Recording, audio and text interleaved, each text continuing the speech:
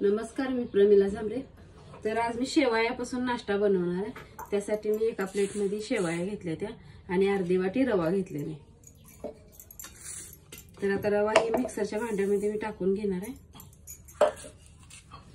आणि ही शेवया पण ह्यात ओतून घेणार आहे। ह्याच्यात मी 1-2 मिरच्या टाकणार आहे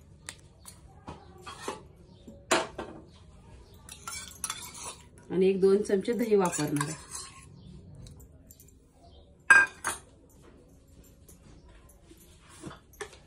थोडीशी साखर टाकणार आहे ह्यात। थोडंसं पाणी ओतून बारीक करून घेणार आहे।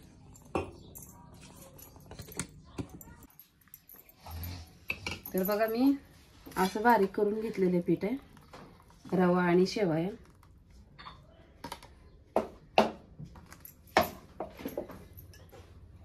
थोडंसं पाणी ओतून हे राहिलेलं सगळं काढते मी भांड्यातून।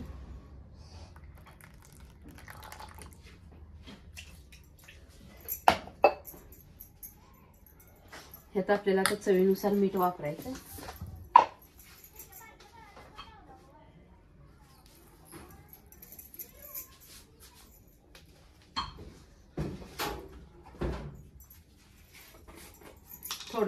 थोडा खायचा सोडा वापरणार आहे मी, म्हणजे पीठ आपलं चांगलं फुगतंय। 10 मिनिटं मी आता ह्याला झाकून ठेवणार आहे हलवून। सोड्यावर थोडं पाणी टाकून घेते आणि सगळं पीठ मिक्स करून घेते।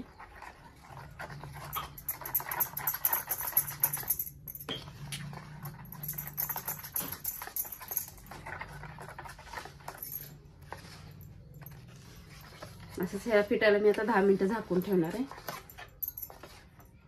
असं झालंय पीठ, छान असं झालंय बारीक, लय जास्त बारीक पण नाही, जास्त मोठं हे नाही।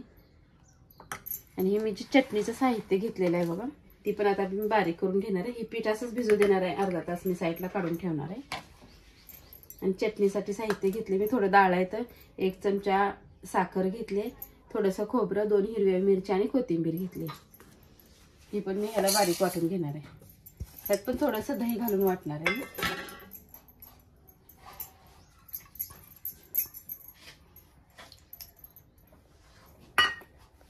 तर बघा, ही चटणीचं साहित्य मी वाटून घेतलेलं आहे। आपण ह्याला आता फोडणी देऊन घेऊया।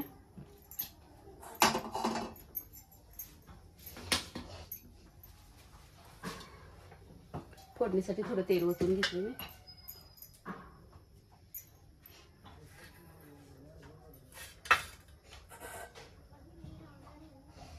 तेल आपल्याला तापू द्यायचं आहे।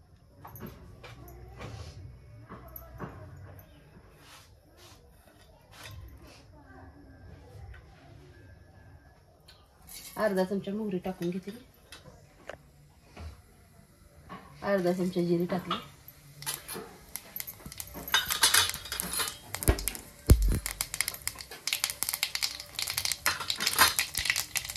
जिरी मोहरी चांगली तडतडली, मी कढीपाल्याची पानं टाकून घेते। थोडीशी अर्धा चमचा हळद टाकली मी आणि आता ही चटणी ओतून घेते।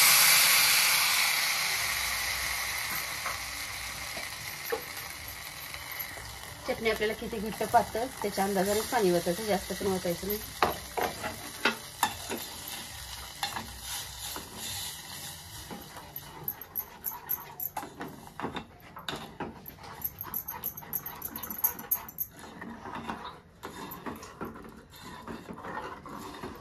आता थोडंसं यात मी मीठ वापरणार आहे चवीनुसार। तर बघा, अशा पद्धतीने मी चटणी केली। बघा, मी पीठ एक अर्धा तास भिजत ठेवलेलं। तर आता मी गॅसवर तवा ठेवलेला तापत। मी तव्यावर अगोदर चपात्या केल्या त्या, त्याच्यामुळे ती थोडासा लालसर झालेला आहे तवा। थोडंसं तेल टाकून घेणार आहे तव्यावर।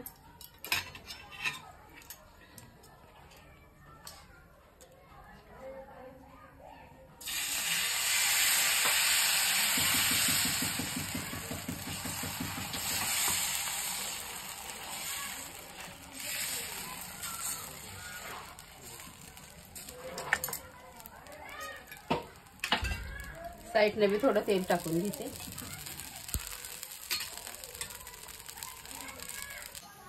तर बघा आता छान झालेलं आहे, एका साईडनं पचलं गेलेलं आहे. आता मी पलटी करते ह्याला.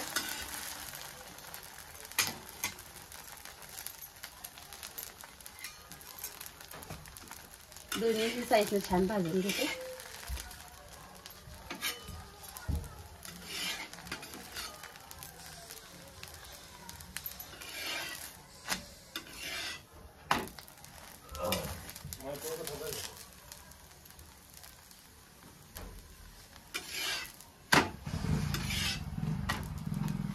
थोडा अजून हिरवा आहे, छान भाजून घेते.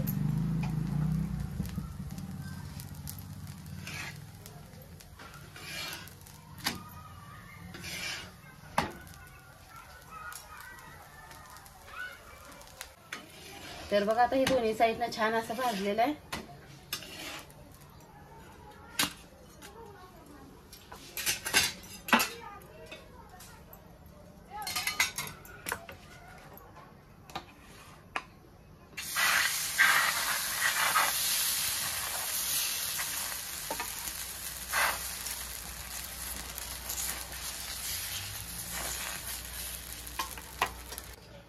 बघा हे पण दोन्ही साईडनं छान असं मी भाजून घेतलेलं आहे.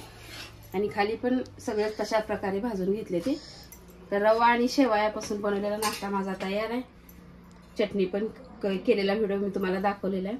माझा व्हिडिओ आवडला तर नक्कीच लाईक करा, सबस्क्राईब करा. फेसबुकवर बघत असाल तर फॉलो करा.